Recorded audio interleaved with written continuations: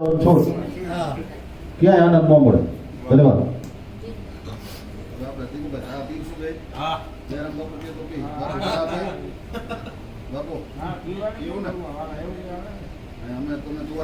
Machine ચાલુ હોય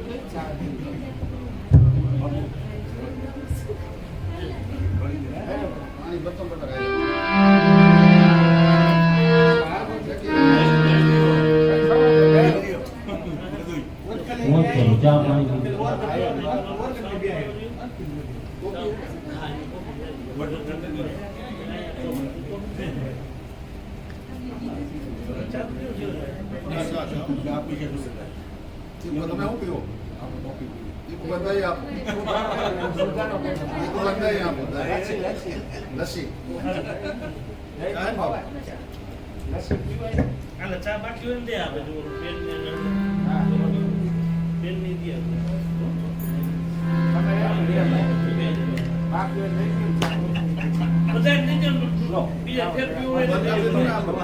અશોકભાઈ બંધ કરી દીધું.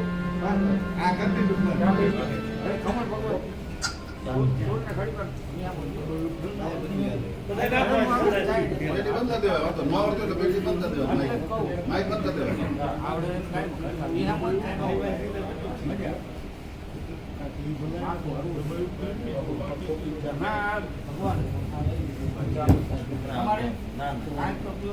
હા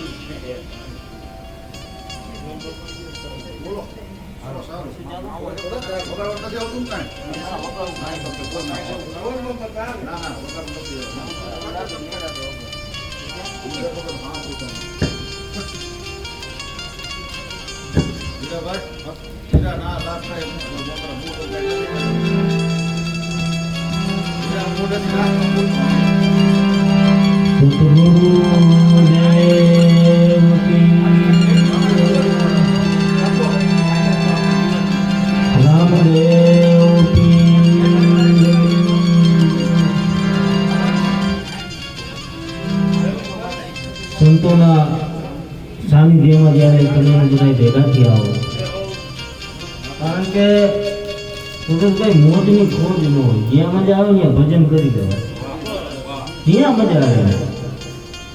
બેને કીધું ને પતિ કીધું જે બે પોતાના સારા પણ જગવાની છે, પણ આ માણસ માનવા તૈયાર નથી.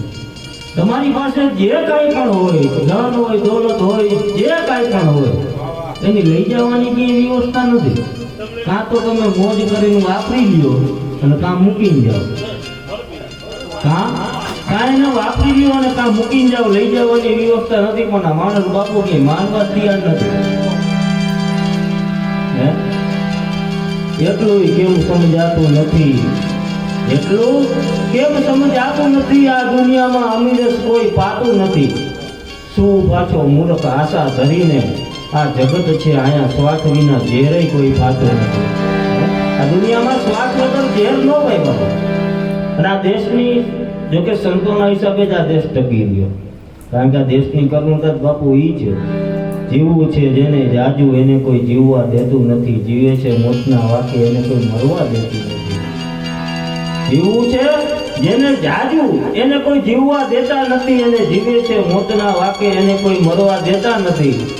આ જગત ધરાયેલાના મોઢામાં પરાણે કોડિયા છે, જેને જરૂર નથી અહીંયા માણસ સામે હાથ લાંબો કરે. ભલા માણસ કાંઈ જોતું એટલે આ જગત ધરાયેલાના મોઢામાં પરાણે કોડિયા દેવાય છે, પણ ગરીબની કાજે વાસી ભાતે કોઈ વધવા લેતું નથી. જરૂરત છે જેને જીવતરની એને જીવવા દેતું નથી. અને આવા જ્યારે આપણે સંતોના સાનિધ્યમાં, કારણ કે બહુ જાજી વાત નથી લેવી, ઘણા બધા કલાકારોને આપણે સાંભળવાના, પણ એક વાત મને અતિ ગમતી. મતલબ બાપુ ભૂલકા તમે 10 દિવસ રહી શકો, ભૂખ લાગે ને તો 5 દિવસ 10 દિવસ 11 દિવસ માણસ મરી ન જાય, પણ ઉલટીને રોકી ન શકાય. ઉલટી રોકવા જાવ તો મૃત્યુ થાય. તો અમુક વાત એને અમુક સમય જ નીકળે, પછી એને કેવી કરે સંભળાય ને. એવો જ એક સંત બાપુ અમરેલીની બજારની અંદર સંત મૂળદાસ દયારામ બાપુએ જે વાત કરી, કેવો સંત દેખી નમન કરીએ, ઝપટ રમાવીએ શીશ, તારા એક ગુના ક્યાં કરે તને લાખો ગુના બક્ષી.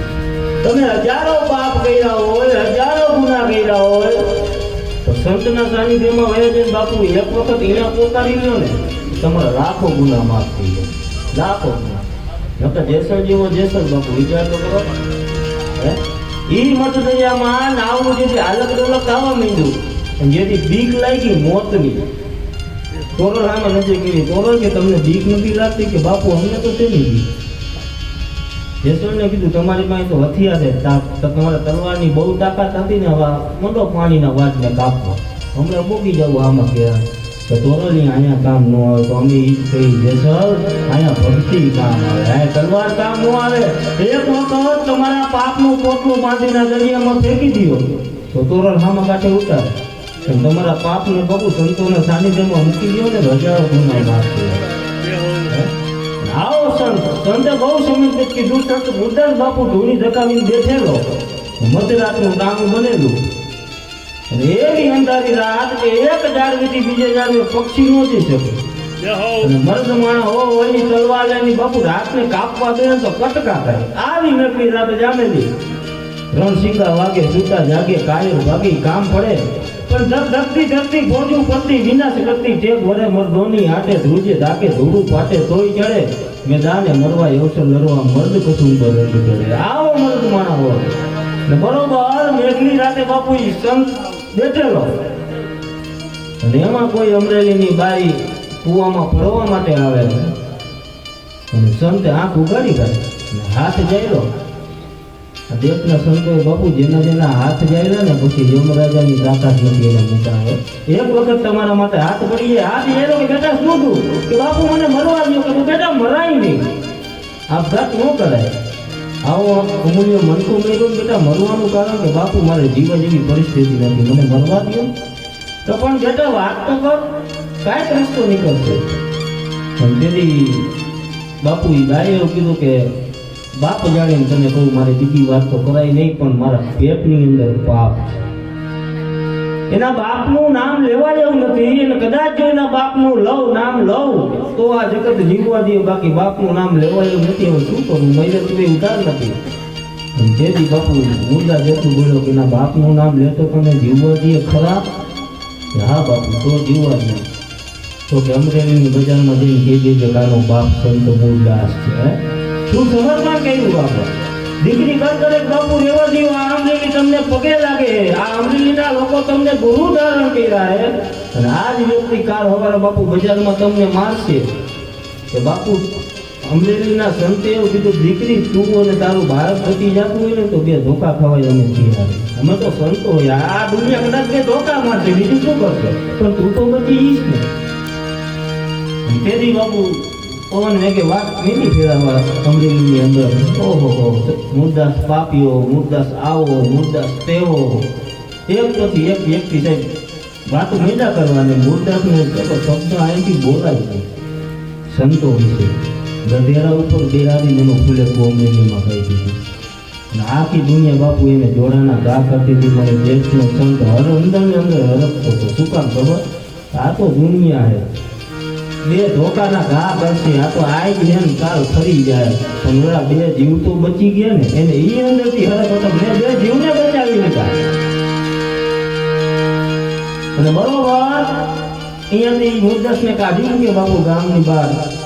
અને તેથી જામ નરસે જામનગરના નરસે એની કંઠી બાંધેલી, ગુરુ ધારણ કરેલા જામ સાહેબ. એને ખબર પડી કે મુરદાસ પાપીઓ, કંઠી તોડી નાખી. અને આ વાતની જેથી મુરદાસને ખબર પડી ને તેથી જામનગર જવા માટે નીકળી ગયા. આ તો જગતે, આ તો દુનિયા કદાચ નહીં સમજે, પણ તો જામ નરેશે એને તો ખબર ન કોણ હો, કદાચ ઈ સમજશે મારી વાતને. અને બરોબર જામનગર ગયા ને બાપુ રાજમહેલે ભેગા કે બાપુ તો નીકળી ગયા. કે ક્યાં ગયા? કે બાજુના મોટા મંદિરે સંતો મહંતો ભેગા થયા, અહીંયા ગુરુ ધારણ કરવાનું. ઓહો, દિલમાં જાગતો ભેગો. હા, આજે રાજાની મતી થઈ ગઈ, આને નો સમજાણું હું કોણ. અને બરોબર કીધું કે બાજુના મોટા મંદિરે સંતો મહંતો આવ્યા, અહીંયા ગુરુ ધારણ કરવા માટે ગયા ને અહીંયા બાપુ મુરદાસ બાપુ નીકળ્યા. રસ્તામાં એક બિલાડી મરેલી ગઈ. આંખ બંધ કરીને વિચાર કર્યો, જોડીમાં નાખી. અને અહીંયાથી બરોબર સંતો ઉભા હતા. અહીંયા કીધું જાવ નરેશ કે કોણ? કે મુરદાસ. કે હવે અહીંયા શું આવ્યા?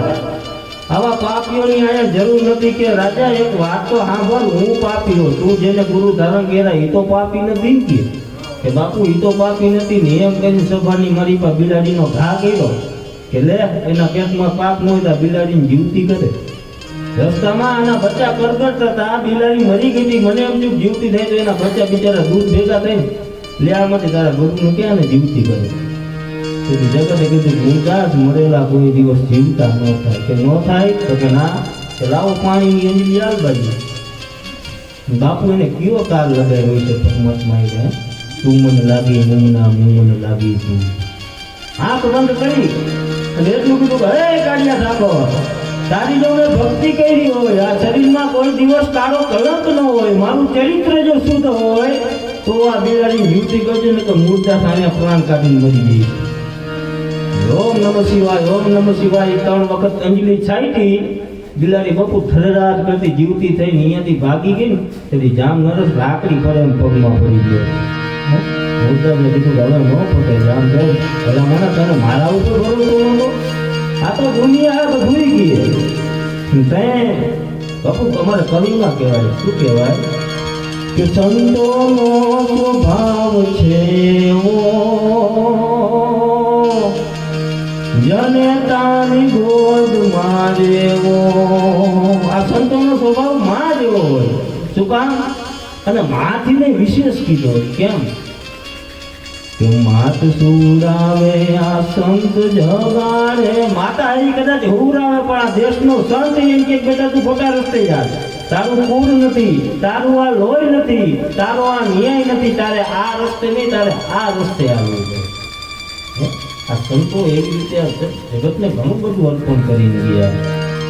ઘણા બધા કલાકારોના મારા લેવાના છે, માટે વધારે વાત નથી લેવી. સુરેશભાઈ ભરતભાઈ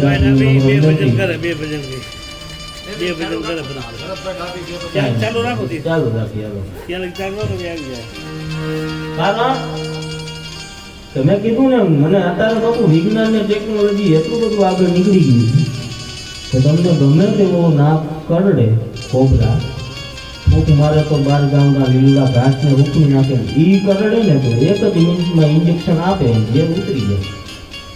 પણ જેને જેને આ દુનિયાએ સાહેબ શબ્દોના મેળા માર્યા, શબ્દોના ડંખ માર્યા, એ વ્યક્તિના ડંખ ઉતરવા બાપુ કાઠિયાવાડની ધોરણને જન્મ લેવો પડે. અને આપણા સાહિત્યમાં બહુ હંસભાઈ કાઠિયાવાડમાં કોક દીક ભૂલો ને પડે ભગવાન તારા એવા કરું છે કેટલું બોલાવું શું કામ કારણ કે આવી મોટી ધરતીએ કૃષ્ણ બીજે જન્મ લેવાનો છે બીજે ભક્તો નહીં હોય અને કાઠિયાવાડમાં જ કેમ આપને એવું વિચાર આવે કે કાઠિયાવાડમાં જેના મન શું કામ થાય ઘણી બધી ધરતી કરી અખંડ નહીં બાપુ શું કામ તો તમારા ઘરમાં કોઈ આ દેશની અંદર જેથી ઘરમાં કોઈ સાધુ આવીને હોય ને તેથી તમારા ઘરમાં ખાવા માટે દાણો ન હોય એને દેવા માટે દાણો ન હોય અને સાધુ જેમાં વગર ન જાય એમ હોય તેથી આ દેશની જનતાએ બાપુ દીકરાને ખાંડીને ખવડાવી દીધા એના દાખલા મોજૂદ બોલે એટલે અહીંયા એને જન્મ લેવાનું મન થાય આમ તું મન નથી થતું આવા તો અનેક દાખલા બાપુ વીરપુરની અંદર જેથી બાવો બનીને આવ્યો હતો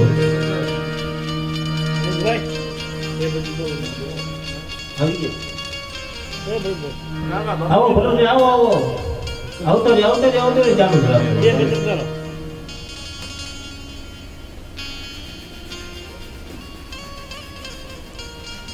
મોહન બાપા ગઈ છે